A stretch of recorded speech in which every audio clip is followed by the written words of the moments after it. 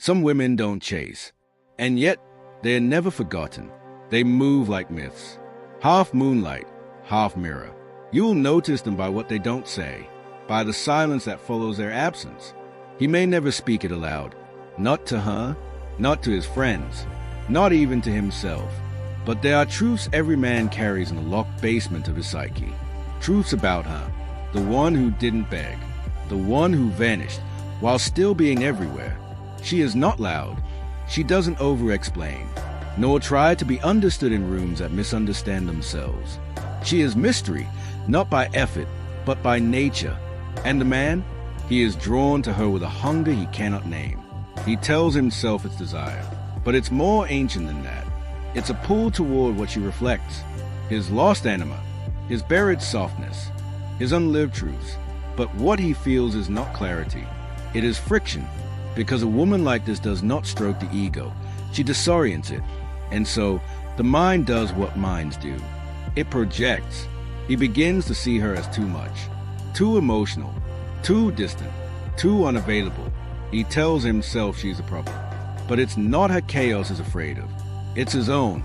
Her presence drags shadows from the corners of his being. She doesn't wound him. She simply reveals where he's already bleeding. Still, he won't admit this, because to name her power is to acknowledge his own helplessness before it. So he plays the oldest game. Approach, retreat. Desire, dismiss. Hold her close, and then vanish. Not because she changed, but because he did. When the ego senses exposure, it recoils.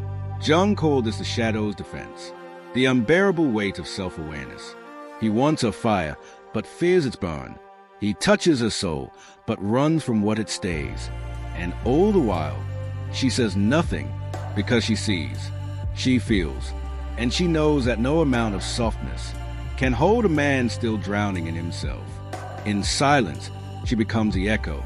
He hears her in the pause before sleep, in the stillness after a failed connection, in the empty pride of conquering women who don't touch him where it hurts. He will never admit it, but he compares them to her, the way a man compares reality to a dream. He almost remembered.